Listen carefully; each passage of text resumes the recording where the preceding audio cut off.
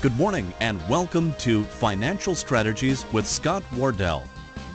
While various products may be discussed during the course of this program, please note that these discussions are intended only to educate you about financial topics. They are broad in scope and do not consider your individual personal financial situation. You should work with a qualified financial professional in collaboration with your attorney and tax advisor before implementing any financial decisions which will affect your personal financial situation. Thrivent financial representatives cannot provide legal or tax advice. Your local Thrivent representatives are Wayne Grunkley and Alan Sogstead, 215 Atlantic Avenue, Morris. Call 589-1731. And now, Financial Strategies with Scott Wardell. Welcome into this week's edition of Financial Strategies with Scott Wardell, your weekly tips and tricks and how-to in the financial world. Scott Wardell in studio today and special guest Paul White joining us. Hello to both of you. Hello, Steph. How are you I'm today? doing Another short week, man. When you skip Monday. In the radio world, we still have to operate on Monday, but everybody else got the short week. It was a very, very short week and a very dry week. It really was. Yeah. How are things at the orchard, by the way? Oh, things are fabulous at the orchard. The crop's coming in like crazy, and it's a really fun time of the year for us. Very good.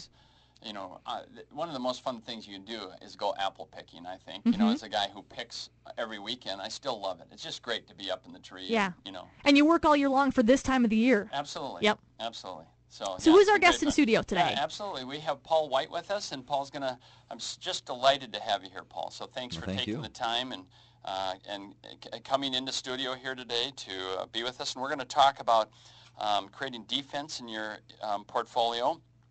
And, tell us a little bit about yourself as we get going here, and then we're going to talk just a bit also about the markets, and then we're going to really get into our topic of creating defense in the portfolio. Well, Scott, I grew up in the Meeker County area, actually graduated from Litchfield, which isn't too far away here in central Minnesota. Graduated from Litchfield, went to Black Hills State College, and also some time at Ridgewater College.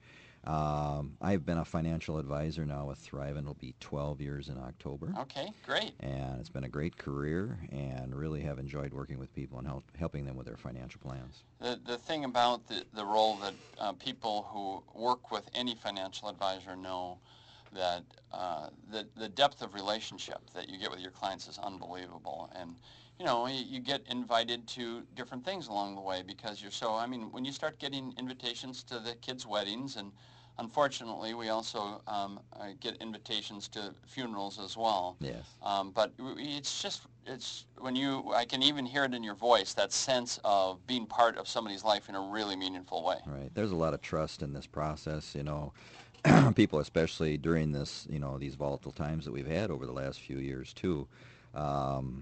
Their retirement, their life, their lifestyle is really, they're entrusting us with that, and that's a great responsibility. So for the second week in a row on Financial Strategies, we're talking about putting defense into your investment portfolio. And for the second week in a row, markets have been really volatile. Markets have been crazy, and for many weeks in a row. But yeah, absolutely. Yeah. They're all over the charts. It's interesting. I listen to people talk about how the weather has been so wild this year. Mm-hmm. How got hurricanes and tornadoes and droughts and floods. And I was thinking this week, gosh, that sounds a lot like the markets. Yeah. It's just all over the charts. You can't find middle of the road. Right. Yep. Things just do not really settle down. So, and I thought probably today we should have a little bit of reflection on what's happened with the market since 9/11, 2001. Sure. Because you turn on basically any show and you're seeing, well, what's the reflection? And so, right. Let's just talk about that just a little tiny bit here this morning. Since 9/11, we've been through two recessions. If you reflect back at the time of a year ago today, which would be, 10 years ago today, the day before the towers got hit. Yeah. Then, gas was at $1.57. Oh, my goodness. Exactly. And a barrel of oil was a little over $27. It's 88 and change right now, having come down from 100. That's it's at incredible. 88. Unemployment was in the fours. I think it was 4.5%. Now we're at 10%. Get this. In 2001, right before we went to war, frankly, that we were actually running a government surplus. What? Surplus? A surplus. It was a small surplus. It was measured in But billions still. and not trillions, Yep. but it was in, I think it was about 150 billion. People can go online and look that up, but we ran about 150 billion surplus in 2001, and the world was looking pretty good. But since that time, of course, lots have happened. We've spent an enormous amount of money, and more importantly, the lives that have been spent, in various wars, Afghanistan and Iraq predominantly. So a lot has happened, but now we're in a situation where we have a great deal of volatility. Yep. And one of the things that I want people to reflect on here today before we start this discussion about how to create defense in their portfolio, which, we have an adage here on the show, by the way, Paul, and it's a football metaphor, but, the old adage for football is that offense gets you to the playoffs, but defense wins championships. Everybody knows this one. Everybody knows this one. Yeah, I'm going to test every guest on this one. Everybody seems to know it. Exactly. So, at any rate, we really want to talk a lot today about defense and how they create it. But here's a piece of data, because when we get emotional because of market fluctuations and the like, it's good to look at what's real. You have to stop and reflect and say, what's real here? Sure. So here's a 20-year period of time which ended in 2008. Not the best year to start measuring returns, right? Yeah. But it's 20 years. And during that period of time, the S&P 500 returned 8.35, okay? So, that's not bad for 2008, a very, very down year. You still have a good 20-year average. The average investor, okay, remember, the market's returned 8.35. What do you think the average investor got in the same period of time? Less than that. 1.87. Seriously, 1.87. Okay, now let's do the same thing with bonds. And by the way, the inflation rate during that same period of time, 2.89. So investors were doing worse than inflation on average by quite a bit. Bond investors, okay, the bond index did 7.43. That's pretty good for bonds, frankly. And it measures best when you end it in 2008, frankly, because because bonds, although they were down substantially, they held up much better than stocks. What do you think the average investor in the same 20-year period of time, annualized rate of return, if bonds did 7.43? I'm going to go with Paul's answer and say less than that. Okay, you got it. It's 0.77, Zero less than point. 1%. Oh, my. 0.77. So what's the take-home message on this? Investments work, investors don't. And why is that? And so, we've talked about this in the past, and we're going to talk about it here again today, but a big part of it is because we are emotional creatures, and we tend to buy when the market's high, and this happens all the time. 401ks, people say all the time to me when they come in and maybe it's the first time, maybe it's a review, and we want to see how they're invested their 401k. Well, have you made any changes in your 401k? Yeah, I saw this one was doing really well, so I switched my money from this account over to this account. Almost always the wrong thing to do, because you just hit something that had hit a peak. It's kind of like when you're in line at the supermarket and the other line's going faster, so you switch, and then that one slows down. And you have to go back to the other one. That's a good analogy, Steph. That's really a good analogy. Scott, I've got a client just to share with you that she said her late husband was not a very good investor because he would buy high and sell cheap. Yeah, right. Yeah, right. I understand. Buy high and sell cheap. Yeah, got it. So those numbers, Scott, are very helpful. But Yep. do you have other tips for us on how do we remain emotionally calm when the markets like this are just so volatile? Well, a few weeks back, and Doug Lennox was on the show, and he gave us some tips about how to actually deal with any emotional thing, but it works for finances, and he uses the 4 R's, and the 4 R's are, first of all, you have to recognize what's happening. Okay, so you stop and say, what is actually happening, not just today, but over the long haul, because it's when you start looking at today, it gets a little bit more frightening than over the long haul. Then you have to reflect, and reflection is about saying, how does this affect my goals? Okay, so, and hopefully if you're not already in a position where you have a balanced financial plan that would get you to say, it's affecting my goals a lot because I'm really, I'm really not well prepared for this kind of thing. And then you have to reframe, and then you have to, and the reframing part is to say, is there another way to think about this? So because when you're just operating out of fear, and fear is the only thing that is taken care of, it actually shuts down the cognitive part of your brain to some degree. So you become less smart when you're fearful. Really? Absolutely. You become less smart, and then you make bad decisions. That makes sense. Exactly. And then the last thing is to respond, and it's basically you take a deep breath and you decide. And, I quote Warren Buffett a lot because I just really enjoy some of his little metaphors. When the Dow was down to 6,500, he referred to it as, well, it'd be like jumping out of your basement window. There's really no further distance to fall, and so he was buying when other people were what? Selling. World's greatest investor? Interesting, isn't it? So at any rate, that's just a way to kind of, get some stability here into the piece. But the thing about putting defense is you've got to really get a hold of your cash flow. You have to know your cash flow. People think it's all about investments. If your cash flow is not good, that means, or if you do not have a good and adequate cash reserve, that means you might have to draw some money out of some accounts that you shouldn't be drawing out of. What are the two, Paul, what do you think of the two biggest mistakes where people draw money out of accounts that they shouldn't be drawing out of?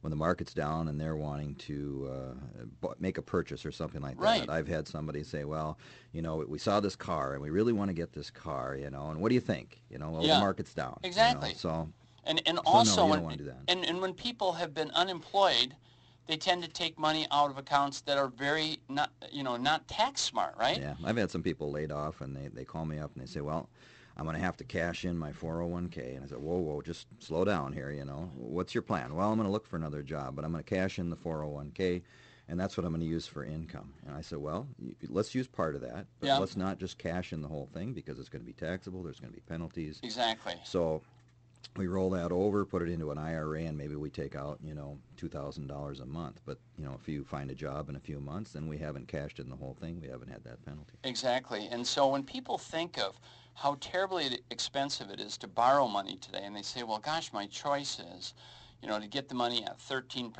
or 14%, and we do the math for them, and we say, well, okay, if you withdraw this money, that's going to bump you into, let's say, a 20% tax bracket. Could be 25, could be worse, but let's just say for the analogy, it's 20% tax bracket, and if they're under 59.5, 10% non-deductible penalty on top of that, so they're paying 30% to get their own money.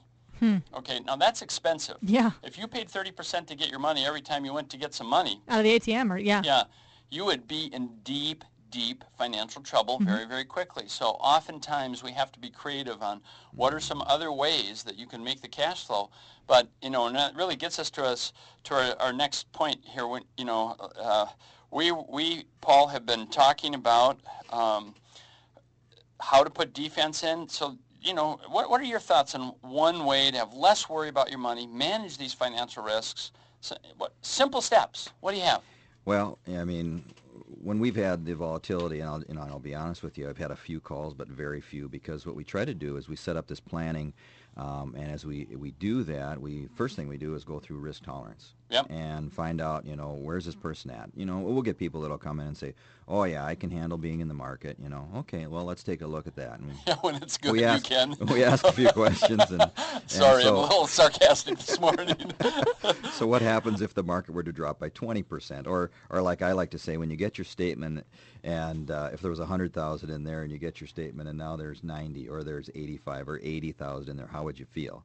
Well, then we suddenly find out what their risk tolerance is. Right. And even then, you're just pretending. Right. And you don't get the same answer you get when it actually happens. Exactly. Yeah. It hits you in the gut when you actually read it on the paper and it's got your name on the statement. Yeah, right. So we want to make sure that they have their risk tolerance set up so that when times like this do come along and they do get a statement like that, oh, yeah, we talked about that, what happens? And so they're comfortable in the fact that, we've got a portion of their assets in something that will be volatile, and then a portion that's going to be safe and protected. The other thing I would say, too, is as we, especially those that are retired and they're looking at taking income, we want to have a certain amount set aside. So that they can take it out, even if they have something come up like I use the analogy of they saw that car that they've been looking for and they want to purchase that. And if they want to pull a lump sum out, they can do that without being in the market or without taking a market hit. A very conservative bond fund, as an example, fluctuates very little, compared to the stocks, during this period of time. So we do have those reserves we've kind of set. And in some cases, I'll even go a little bit further and say, let's put even a little bit more in that conservative portfolio, just in case there's some other things that we haven't brainstormed about that might come up. Absolutely. I got to tell a quick story about a client that I've been working with for a number of years. And she had a number in her mind of how much she should have in cash reserve. And the number that kept coming up to her was $100,000. And, that's more cash reserve than most people think about. And of course, it does become relative to your income goals and your needs and the rest of your portfolio. So it's a relative number. But that was one of the largest cash reserve positions. And so, one of the things we did is we occasionally, and I'm sure you did this too, Paul, we had a family meeting to really talk about some of the recommendations that we're making. And it was interesting to see the kids' heads turn when she said, no, I want $100,000 in that cash reserve account. Because, these are kids that would be delighted if they had, $5,000 or $10,000 in cash reserve. And she just felt safe on that dollar amount. Well, that was from my perspective, that was a little bit more than she actually needed. But you know what? As long as there is sufficient dollars in both the income bucket and the growth bucket to go along with that cash reserve bucket, the deal can work. So, the industry likes to give these rules of thumb that says, here's how much. It's really about the individual and where they feel comfortable. And it's our job to make sure that they don't handcuff themselves by doing too much one direction or another and hurt themselves. In this case, she wasn't being hurt at all. Yeah. So I would add to that, too, we often talk as we work with clients about programs like this, a radio program that you hear, a television program that talks about financial planning or financial advice. And they have to, and just as we have to, speak in a very general term. Absolutely. And so one size does not fit all. And so if you hear on a program or something like that, well, this particular product is for everybody or isn't for anybody or is right or is wrong, I'd be very careful about, that because there are certain people that certain products are going to be a good fit for, and that's where we find that out in that one-on-one relationship and that trust building and working with the client. And there is so much variance from one person to the other when you start to look at their taxes, their heirs, their overall estate and wealth transfer distribution plan, that the rules of thumb rarely work. It's almost very, very individualized. So for one person, 10,000 cash reserve is in fact adequate, and another, if they really need to have that 100,000, then so be it. Yeah. Absolutely. And I think we're doing our job when on a certain, clients, many cases will be sitting there and I'll bring up some different things, about this scenario or that scenario, and they'll say, boy, I never thought of that. Right. Boy, I never thought of that. Yeah, right, exactly. It's week 2 of putting the defense into your portfolio on financial strategies. We'll have more with Scott and guest Paul White next. How would your financial life improve if you changed just one thing? Avoid ATM fees, make your gifts rather than buy them, protect yourself from identity theft, save more for your family's future. The list goes on.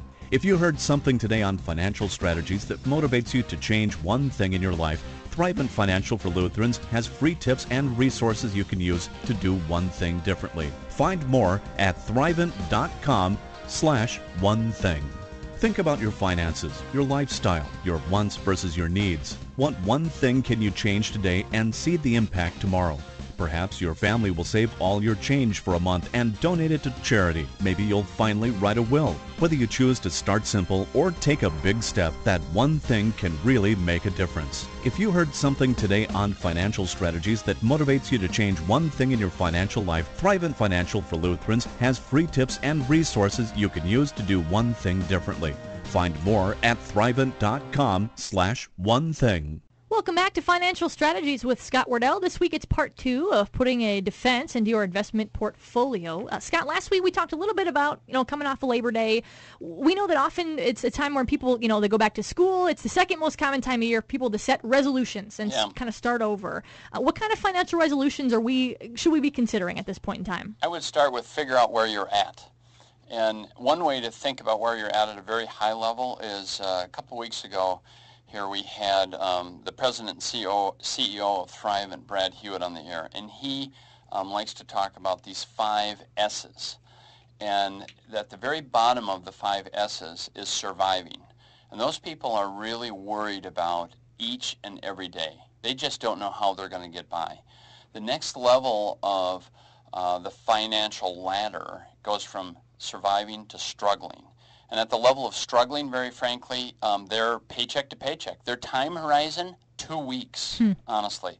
The next after that is the level that we would call stable. Okay, so if you think of anything that is stable and it's not, falling off. Right. And their time horizon, basically their cash flow is starting to work. They're starting to take some longer term look at their goals, and they might be looking out even as much as a year. Then you get to secure. And secure is where people tend to have a time horizon of several years. They're looking at retirement. They're looking at educating their kids. They're looking, if they're already retired, they're looking at some benefits to their heirs. And then the last is the area that we call surplus. That's where people start to know, hey, I'm not going to use all this money that I've either accumulated or my cash flow. And surplus leads to not one of the S's, but another S word, and that's sharing. So I would take those words that I just gave and say, where are you? Are you just surviving? Are you struggling? Are you stable? Are you secure? Have you moved into a spot where you potentially could be in surplus? And whatever level you're at, think about, 1, what might knock me backward? And that's where we talk about defense. What do I have to do to prevent that? 2, what could take me forward? What are the things I'd have to do if I'm struggling and I want to get to stable? What are the key things that have to be in place for that to happen? And so that's when I would say, 1, examine your debt, find a way to reduce it, okay? 2, examine your retirement plan, and don't leave any money on the table. I don't know, Paul, if this happens to you, but almost every week I'm meeting with someone who has not taken full advantage of their 401k, and so they're not getting 100% of their matching funds. It's crazy. Yeah, you talk to people through employers, I'll say, working with clients, and I'll say, you really need to be doing the match. Yeah, we're doing the match. And he says, boy, but you wouldn't believe how many people at work don't even contribute to the plan at all. Isn't that wild? It's free money that you're getting. You don't have to put any extra hours in, and your employer's giving you this money, and all you have to do is add to it. And sometimes it's just a call to the human resource department, because some people say, well, I don't think we even have a match. Well, you know what? Let's just call them right now and find out, Because honestly, we've been able to find money that way for people a number of times. I think a key that's just happened here recently in talking with clients is that during the recession, a lot of companies stopped doing the match to the 401k. Or they reduced the match. Yeah. Yep. And now they have actually reinstated that, and people don't realize that. Right. So they are leaving money on the table thinking they're doing the full match that's available at the time, but they're not. They need to increase that. You need to look into that. And the third thing I would give them is examine your risk. Make sure you have a plan to manage it. It's really, really key that you do those three things. Sure. Can someone get more information about this sort of defense idea somewhere? Well, for sure.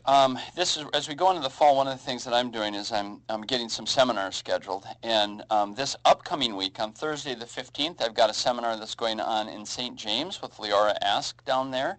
It's going to be Thursday the 15th, and it is at 6 p.m. at the American Legion.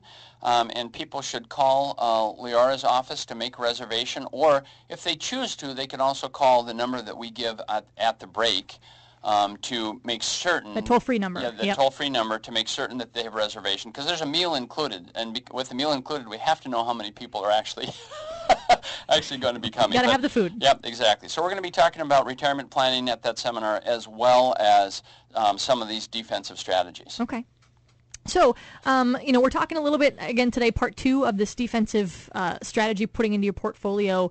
If someone has seen their portfolio kind of go through this, could either of you talk to what sorts of things you can do strategically? Yeah, there's been a whipsaw, Paul. What's your perspective? Well, again, it all depends on where they're at. I mean, if we're talking about younger people that are contributing to retirement plans, I think you need to just stay stay focused on the long haul and contribute to the plan. I mean, one of the things we look at is if share prices are down, you're actually buying at a great value right now. So if your average portfolio share price dropped from $10 a share to $8 a share, and you're contributing the same amount per month, you're buying. And that's kind of funny because any place else in industry, you say, well, if things were on sale, I'd like to buy it. Right. But in the stock market, when it goes down, it's on sale, and people are afraid to buy. Then they say, well, I'm going to stop contributing because the market went down. Right. So I think for younger people, you want to continue to just stay focused. And when I say younger, I mean if you've got 15 years or more to go, you want to be buying, and you want to be buying, as much as you can at those low share prices. As far as people getting closer to retirement, yeah, you do want to protect that portfolio, and hopefully, you've been working with an advisor, and I know that's something that you stress too, Scott, that if you don't have an advisor, you should get one. Absolutely. And this is really, it's I know, just too hard to do alone. Yeah, I called in helping a client in 2009. It was right around March when it hit the low part in the market, the very low point during this last recession. And I was calling in with them, to their 401k to help, in a rollover situation because they got laid off. And I was talking to the gal at the 401k place, and she says, boy, you just wouldn't believe the calls. And I go, because she knew I was an advisor. Sure. And she said, somebody needs to talk to these people because Right. She said, I've been getting calls all day, and they're moving everything from the market into the money market. Right, so they're locking in at the the losses. very low point. Yeah, at 6,500 back to where we're at now, the market's up over 70%. Yeah. Or is it over or right about 70% from that spot? Yeah, and so your numbers at the beginning of the program that say, well, why do investors get such poor returns compared to the market? Well, that's it right there. Right. They get out at the very worst time, and then we've had some people, at the same time, well, now the markets are back, I think I'll get back in. So now they've gone in, and if we use that analogy of the share price, average share price dropped from 10, and in the case of the recession, maybe down to 6, or 5. Now it's back up to 8, 9, 10, and now they're buying again. Right. So you're really not getting the value. Well, you're not getting near the value. Exactly, yeah. And then, like I say, as you get closer to retirement, to make sure that you adjust that risk. A good time to review the portfolio and make those changes is, when the market's up, not when the market's down. We don't want to go out of stocks right now and go into bonds, when the market's down or the market's volatile. You could, really hurt yourself there. But having that strategy done in advance to know where you're at risk tolerance-wise, should I be, more conservative, more aggressive, get that done so that when these times are coming that, you are protected. Interesting. I had a really interesting call this week. I called a client who's in a managed portfolio, and that's a situation where we have to make some trades on their behalf after we do a review. And we had done the review, and the market got really volatile, and so I just thought, gosh, I'd better call him before I make those trades because Friday the market was plummeting pretty well. It was down 300 points. And I said, would you like me to go ahead and make the trades we agreed on yesterday or last night, even with the market this volatile? And he said to me, are we buying or selling? And I thought, wow, that was the right question. I said, well, we're doing both, have both trades to execute for you today. And he said, well, review again for me the buys. And I reviewed, and he said, let's go ahead and do the buys. And I'm like, okay, now this is just smart money. Yeah. We can hold off on some of the sells possibly. Right. Not that we're trying to time the market, but when you have a volatile day, why run from it? So he was very much, I thought that's the level that we hope to get people to, is where they're like, that's a pretty calm and thoughtful answer to say, what are we doing? And what makes sense? And I said, gosh, this is great. And so, we were able to go forward and do those things as well. So, but, that's part of what you're talking about here. Yeah, and I think what you're describing there is rebalancing. Yes. And, there are a lot of portfolios out there that you can choose that are well diversified and that rebalance and reallocate on a regular basis. And so, as I explain that to clients, you're actually doing what we want to do in the market when you're rebalancing. You're actually taking some of the areas that have grown more than the rest, and you're selling off those. So we're selling high, and then we're buying with that extra. We're putting it back into the portfolio, and that's being spread around on the ones that didn't do as well, so you're buying low. So that what we want to do in the market is happening on a regular basis, and that's the key to rebalancing, is to do it on a regular basis, just not willy-nilly when you think so. Quarterly, semi-annual, even annual is better than none at all. Right, and as you know, it's what you just described in terms of the selling high and buying low. In a perfect world, it works that way, but oftentimes in a reallocation, you've got to just say, gosh, this part of the portfolio got skewed this way or that, and sometimes you got to sell your losers because, frankly, they don't look good for the future. And we've both had people that say, well, I'm not going to really make any changes in my portfolio until it comes back. Well, you know what, if your portfolio isn't structured right to begin with, that's not going to work all that well for you, because the coming back is the important part, you know. And so you want to make sure you are structured correctly to come back in that situation. So, Paul, if someone wants to maintain the growth portion of their portfolio, this is really the dilemma, isn't it? But they're afraid of the market downside. And you talked about, where we're at in the market relative basis. What would you suggest they do in order to get a bit of protection at the same time as get the growth? Well, I'll back up a little bit and say, if we were sitting with interest rates at a higher rate right now, let's say that CDs were producing 4.5%, 5%, something like that, which we had years ago, that would be a perfect scenario. So let's take some of that money out of the market and put it in CDs and protect that. But we're not there. And unfortunately, it's way below what we could even imagine, as far as interest rates. So the dilemma is I don't get any interest on bank-type products, money market-type products. If I go in the market, we've got this whipsawing, we've got this volatility. Where do I go? What do I do? I know inflation is moving along because, things are costing more at the gas pumps, and everywhere I look, things are going up in prices. So people are really kind of frustrated.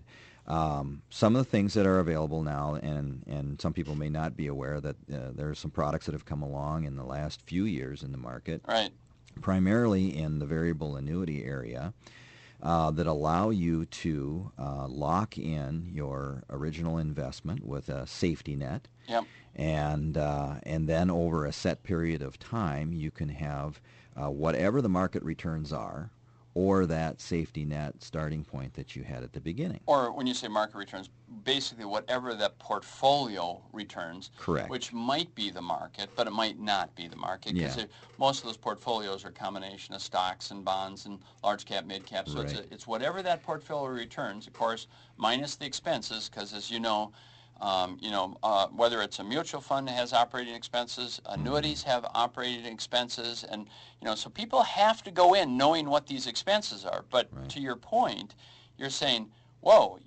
there is a way to put a trampoline or a safety net or something out there that says that if in fact, the talk about a double dip recession, you'd certainly, want something to protect that downside of for your investments. Yeah, and again, it's not for everybody. Again, we talk about the younger investors, the people 15 years away or more. You're not going to want to use that type of a product. But, if you've built up a nest egg and you're 2 or 3 years away from retirement and maybe 7 to 10 years away from actually using this money. Boy, it sure would be nice to know that in 7 years I can go back to that and know that I haven't lost anything. Right, that you've managed some of the risk of the downside and the backslide. Absolutely. Good. Well, thank you. We're talking today about putting defense back into your portfolio on Financial Strategies with Scott Wardell. Coming up next, we'll tell you this week's special offer. Nearly 3 million members look to Thrivent Financial for Lutherans to help them achieve their financial goal.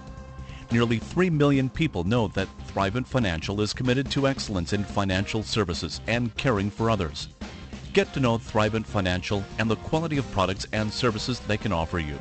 In Minnesota, you have a host of representatives to help you with your financial needs. Contact your local Thrivent representatives Wayne Grunkley and Alan Sogstead, 215 Atlantic Avenue, Morris. Call 589-1731 or call 1-855-346-4332. Registered representatives for securities offered through Thrivent Investment Management Incorporated, member FINRA and SIPC.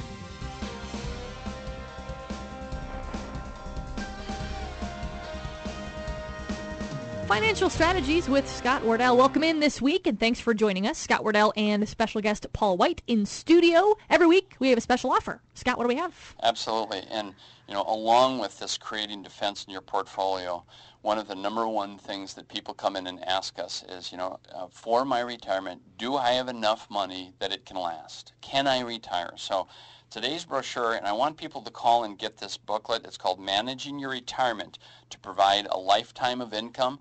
And that number that was given is 855-346-4332 to get this booklet, Managing Your Retirement to Provide a Lifetime of Income. Folks, it's free. It's a great piece of information. Now, if after you hear the show you say, gosh, I want the booklet, but I'd also like to have a free consultation with one of you folks, just say that on the voice recording, because you're going to get a recording, and leave your name, and remember to leave an address, because it's really hard to get stuff to people without an address. Right. And so give us a call and get that booklet one more time. 855, it's toll free, 346-4332, Managing Your Retirement to Provide a Lifetime of Income. Now, Scott, for people that have retired in their 60s, the traditional school of thought generally is that they should switch from growth assets over to income-producing assets. Does that really work? Well, let me just take that back one step. There's an old model. It's called the 60-40 model. And the 60-40 model basically was about, I got myself, as I'm getting towards retirement, 60% growth and 40% in income. And as I get to retirement, I'm switching that. Now I'm going to go 60% in income and 40% in growth. It's a really antiquated model. I know that there are financial professionals that are out there using it today, but it's really 20 years antiquated, frankly. What people need to do today, honestly, is really take a look at creating the very thing that Paul was talking about here a minute ago, a cash reserve bucket, an income bucket, a growth bucket, often with a couple different forms of protection, and then analyze it every single year to figure out if they have to harvest from their growth bucket and put it over into the income bucket and or into the cash reserve bucket. So it's today far more of a system, because it was really limiting people in the past. Frankly, if you're going to retire in your 60s, as you said, Steph, you could easily have a 35-year retirement. And if you got 35 years of retirement, that's a pretty long investment horizon. Yeah. If someone came into the office and they said, I've got, what's the time frame of this money? Well, part of it will be invested for 30 years. I would say that's a long investment horizon, and you're going to need some growth. Plus, here's the thing we know about inflation. The government reports one inflation number. What do we as consumers know? How much has gas gone up? How much has food gone up? And how hard is it to keep up with those numbers if you are invested in low returning investments? So I'd say I'd like people to take two things away from this part of our discussion. One, you're probably going to need some growth. And two, the old method of 60-40 to 40-60 is very, very unsophisticated, and there are far better methods that are out there. So, and Paul, let me take it back to you for a second. How do you see people producing this appropriate income stream? You mentioned earlier on the show the low interest rates on CDs and the like. Right. And, of course, bond yields are also substantially lower. So how do people that you work with get that income stream paid out to them? Well, I think you can do, and there's a combination of different things. The two primary ones would be, going into the bond funds. There are some high-yield bond funds that do pay a better interest rate, a dividend on a monthly basis, better than what you'd get in a CD or a bank savings at this point in time. And that can be a portion of supplementing. The only part with that is that bond share prices do fluctuate too. Yes, they do. So again, you could be getting that statement that says, whatever your principal amount was, $50,000, and suddenly get your statement that says 47. Right. But you will continue to get that monthly income from it. It can go the other way too. Instead of your statement saying 50, it might say 53. And that dividend continues to pay on a monthly basis. So you have to kind of put the blinders on to share price fluctuation in a bond fund like that, and continue to get that dividend. The other option would be they have what's called immediate annuities, and so those are products that you put money into initially, and you can start taking an income from it right away. Right. They do have, in certain cases, the interest rate will vary depending on the length of time that you take that. And the amount of dollars that you're putting into it and things like that. But you can get some attractive rates, and what they're doing there is they're paying you interest on the portion that has not been paid out yet, and they calculate that over the time frame. So if you said that you wanted a 10-year or a 15-year income stream from that at a base amount, you could do that and lock it in and get some decent rates on that. I want to prepare people for a conversation they may have with their advisor about that very thing, however. Because I agree with what you're saying. It's a piece that should be considered into an overall strategy for people. But immediate annuities, or also annuitizing a contract where you're taking some kind of payout, has got some potential traps. And again, I have to tell folks, it doesn't mean that they're bad. It means you've got to know what the potential traps are so that you don't get caught in those traps. One is, if you take a lifetime payout, and it has nothing left, so no period certain and nothing left for your heirs, you have forfeited then the entire amount that you have put into that, and if you died the very next day, your heirs get nothing. So be prepared to have the right kind of conversation, because there's ways to structure these kinds of payouts that could be favorable for you, and there's ways that you would be just terribly surprised, disappointed, and angry if you really weren't clear on what it is they do. So in some ways, annuities have gotten a bad name because they have those particular traps out there. And unfortunately, people have sort of categorically, some have said, boy, they're not very good. Well, there are different parts of them that, frankly, you need to watch out for as a consumer. And you need to be able to ask those questions along the way. But then I wouldn't categorically throw them out the window either, because they can be a really a important part of the overall plan. Yeah, I think there's good and bad, in a lot of different products, and that's where you have to, I think, number one, to trust with your advisor. And, there's nothing wrong with getting a second opinion, too, once in a while. I've had people come in and say, I'm looking at purchasing this. Would you look at it and see what you think? Absolutely. And like you say, I've had people also, when we start bringing up the word annuity or annuitization, or anything, oh, no, I don't want to do that. Right. Why is that? Well, I heard they're a bad thing. Right. Oh, what have you heard? Well, I don't remember, but it's a bad thing. Right, right. And you've got to dig deeper. You really do. And to the point we just made, they could be right. Yeah. They could absolutely be right, but then they could be way off as well. Right. So we have to really help educate people about that, because in today's world, you don't want to throw any tools out of the tool belt. Yeah. And the other thing too, and I guess a good analogy would be CDs. Right now, people say, well, I could get a 5-year CD at, let's say, 2%. Yeah. Well, that'd be kind of silly, because we think probably, 3-4 years down the road, we might be higher interest rates than that, and then you're stuck at that interest rate, right? So same thing with these annuitizations. You are locking in at an interest rate, and you may not want to go long term on something like that, but they do have shorter terms. Right. And so as those expire, you can do new ones, and they may be at a higher rate. You can also get some that have an inflation part built into it, where it actually uses the CPI, whatever number that is at this time, and increases that payment every year for you. Or you can actually have a flat percentage increase. Yeah. So, we have to be very aware of, things costing more. And so we don't want to just set up. I'm sure you've heard this many times.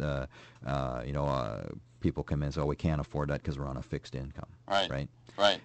Well, that fixed income means it's not going up very much, and it's not keeping pace with inflation. So what we want to try to do is make sure that we do have a portfolio or an income that is keeping pace. Absolutely. So I think your big point here is there's many, many ways that these income streams can be structured, and it's got to be tailored to their particular situation. Right. But go in with your eyes wide open, because there could be some traps along that way, and you want to make sure that you've asked all those questions about, what what do my heirs get in this particular case? And yeah. how can I get my money back out? Is it revocable, irrevocable? Some of these questions are awfully important, and exactly. it's a complex landscape. It really is. Yeah. Again, another good reason to have an advisor. Right, absolutely. On Financial Strategies with Scott Wardell today, we're talking about putting a defense back into your portfolio.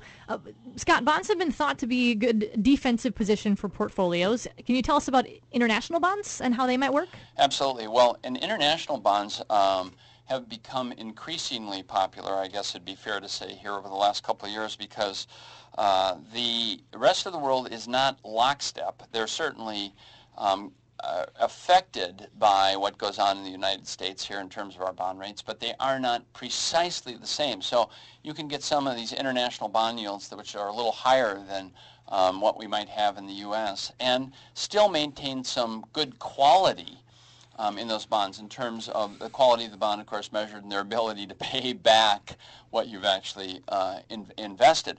However, the one thing there that you have to be careful of, and this is why when we talk about all these different kinds of things that people can invest in, I want people to understand this is not categorically a good thing or a bad thing, but for many people becomes a portion, a slice.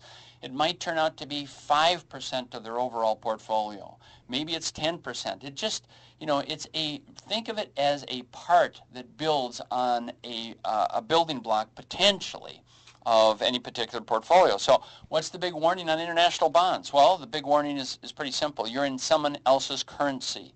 So if the U.S. dollar gets stronger than that currency, that means the value of that investment has gone down. Now, as Paul alluded to earlier when he was talking about the price per share of bonds and the fluctuation, the opposite can also happen. So if the U.S. dollar value is down and those currencies are up, then you've made money off of the currency exchange. And then on top of that, you have the same thing with interest rates. So the rule of thumb on bonds is when interest rates go up, your price per share will go down. General rule of thumb, not exact, but approximate. We used to have to do calculations on that, for when I was working on getting my CFP, because the world was more precise back then. So when interest rates go up, your price per share generally goes down in bonds. When interest rates go down, generally, folks, your price per share goes up. So just a little bit of economics relative to how bonds work. Sure. More on Financial Strategies with Scott Wardell coming up right after this. How would your financial life improve if you changed just one thing? Avoid ATM fees, make your gifts rather than buy them, protect yourself from identity theft, save more for your family's future. The list goes on. If you heard something today on Financial Strategies that motivates you to change one thing in your life, Thrivent Financial for Lutherans has free tips and resources you can use to do one thing differently. Find more at thrivent.com/one thing. Think about your finances, your lifestyle, your wants versus your needs. What one thing can you change today and see the impact tomorrow? Perhaps your family will save all your change for a month and donate it to charity. Maybe you'll finally write a will. Whether you choose to start simple or take a big step, that one thing can really make a difference. If you heard something today on Financial Strategies that motivates you to change one thing in your financial life, Thrivent Financial for Lutherans has free tips and resources you can use to do one thing differently. Find more at thrivent.com/one thing. Welcome back, and thanks for joining us this week on Financial Strategies with Scott Wardell. Our guest in studio today is Paul White. Thanks for joining us to both of you. Yeah, Paul, I really appreciate you being here. Let's get right back into our topic here because we're getting a little short on time. Sure. So what other kinds of systems, automatic adjustments should people consider when they're really looking at, hey, I want some defense in this portfolio, and I don't want it to be, and most people, where things go awry often is when they say, an advisor says, oh, don't worry about it, I'll watch it for you and take care of it. I say, get a good system. Get a good system because those promises are often unfulfilled. Yeah. What would be a good system? Well, we already talked about the automatic rebalancing. I think that's important, but rebalancing and reallocating.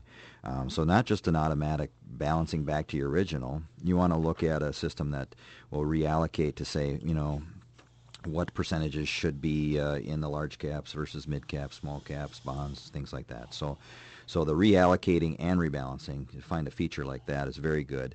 The other thing that we haven't really touched on that much is just diversification in your portfolio. Absolutely. And I was just thinking on the drive over this morning, we always say that old analogy about keeping all your eggs in one basket, and I'm thinking, where did that come from anyway? And right. I'm thinking, I'm visualizing a little girl running out of the barn, with three or four baskets of eggs, and if one drops, she's lost one, but she's got the other three, right? Right. Or if the basket rips out of the bottom of one of them, she still has the other one. So today, a lot of people maybe don't think about, when they say all your eggs in one basket, they know what that means. But yeah, we really want to diversify, and like you alluded to in the international bonds, they have not a direct correlation with domestic bonds, as an example. And so if our bonds are doing something either up or down, they may be doing the opposite. Right. They may be doing the same, but they may be doing opposite too. So, and then the same thing with you get into international stocks versus domestic stocks, yep. Small caps, large caps, mid caps. Many times I've had people come in and we look at their current portfolio with their retirement plan at work, and I'll say, "Are you diversified?" First question. Right. Oh yeah, very diversified. Look, I've got 10 different holdings. Well, let's take a look and see what those are. Right. Eight or nine of them are large cap. Right. Exactly. Yeah. So if you open up each large cap and you say, what companies are you holding? Well, they've all got Apple. They've all got Microsoft. They've all got ExxonMobil. So you're duplicating yourself. Yep. So you really want to try to spread out and have as many different types of stocks as possible. I got to tell a quick story about a client I worked with about 5-6 years ago, who his primary retirement plan, it was an ESOP. That's an employee stock ownership plan. And that meant that the majority, in fact, in his case, I think that the total retirement plan he had was about $350,000, and the portion in his company stock was $300,000 in one stock. And it was a really, really good company. It was in the building industry, however, and this is 5 or 6 years ago. Mm-hmm. And I should make the point to him, because the company was wise, and they said, if you're over 50 years of age, we're going to let you take half of this out while you're still working. Mm-hmm. That's called an in-service distribution. Right. People should look at this for both creating defense in their portfolio and diversification, as you're talking. So I tried to make the point, and I said, now, if you came into my office today, and I said, ordinarily, I would describe for you a diversified portfolio that meets your risk. But today, there's one stock that is so good that I'm going to recommend you put all $300,000 in it. What would you say to me? Okay. Now, I can't say the name of the company he worked for, but he loved this company, and he was very loyal. So he said, well, I'll tell you what, if it was XYZ windows, doors, and siding, I'd do it. Mm-hmm. Well, the loyalty, the emotion Right. of the loyalty was overruling the rationality of it. And a lot of people in their retirement plans, if they get an assessment that they can't go backwards from where they're currently at, should one start to take a look at maybe, again, it depends upon the individual in their case, taking an in-service distribution in order to create some defense in that portfolio, and certainly to get some diversity if it's offered. Right. Yeah, we've got a lot of great companies in this state, and we've got a lot of employees that can purchase that through the employer at a discount too. So it makes it very attractive. I can buy those stocks, cheaper than someone else could. Yeah, that's and right. So they overload on it. And I don't know what the rule of thumb, from your training was. I think around 10% of one individual company would be about the max you'd want to hold. Exactly. So Paul, we're almost out of time here, but a lot of investors have almost no growth assets in their portfolio. What risk are they taking? Well, I think I go to the old analogy, the baseball analogy. You can't steal second base unless you take your foot off first base. Right. So you have to get out there, and you have to take a little bit of risk if you want to get some kind of return. If you're going to stand there, on first base, and that's all you're going to get is nothing. You're not going to get anywhere. So, and I don't have the statistics with me, but I know I've heard them many times on the upswings in the market. If you miss those days, there's only a few days over a several year period of time that if you're not in the market, you're missing a majority of the gain in that market. Probably goes back to those statistics that you had at the beginning and saying what the market did and what investors actually did. If they're not in growth stocks, they're going to miss out on that, and that's where they're getting those low returns, and they're not getting the advantage of those returns of the market. You have to be in the market to get the market return. Right, you have to be in the market, and you can't be selling every time it goes down. Right. Have that. I think we covered that. discipline approach in the market. Right, exactly. So our topic today has been putting the defense into your portfolio. Scott, we mentioned earlier in the hour, you're putting on some seminars. People can get more information. How can they do that? Absolutely. Well, the people that are in the listening area around St. James, so of course that would be the folks in Madelia and Butterfield and Comfrey and some of those areas, and of course the people that are listening right in St. James. This Thursday we're putting a seminar on at the American Legion. It's at 6 p.m. I'm doing it in conjunction with Leora Ask, who is down actually in St. James. And so if they would like to call Leora and make a reservation, we'd be more than welcome to have them come. We're going to be talking about retirement planning, and we're also going to be talking about some of these defensive kinds of strategies that we're talking about here on the air today. Just one word to those folks that think, well, geez, I'm really all set. I've run into numerous people who are all set in a very, very old and antiquated model, and they don't, and many times, not always, but many times, they really don't know the risk that they're taking right now until somebody dives into that portfolio and says, whoa, did you know about this? So it can be very, very eye-opening. So if people want that free consultation, Paul, I'm sure you're open to it. Absolutely. Thank you so much for being on our program here it was today. Fun. Sharing your experience and your wisdom. It's just been great. Thanks, Scott. One more time, Scott, remind us your free offer today and that toll-free phone number. Yes, absolutely. The offer is a booklet called Managing Your Retirement to provide a lifetime of income, and they can get that by calling 1-855, toll-free number, 1-855-346-4332. Folks, if you're trying to educate yourself on how to make your money last, this is a booklet that can be very, very valuable. Pick up the phone. All you have to do is leave us a message, give us your name and your address so that we can mail it out to you. It's free. So please give us a call today. Scott and guest Paul White, thank you very much for stopping in studio. Financial Strategies with Scott Wardell. You can hear it right here every week, so thanks for tuning in, and we'll do it all over again next week. Thanks so much. See you then. We hope you've enjoyed the past hour of Financial Strategies with Scott Wardell. While various products may be discussed during the course of this program, please note that these discussions are intended only to educate you about financial topics. They are broad in scope and do not consider your individual personal financial situation. You should work with a qualified financial professional in collaboration with your attorney and tax advisor before implementing any financial decisions which will affect your personal financial situation.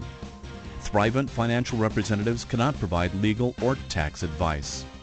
Your local Thrivent representatives are Wayne Grunkley and Alan Sogstead, 215 Atlantic Avenue, Morris. Call 589-1731. Join us again next week for Financial Strategies with Scott Wardell on KMRS Morris.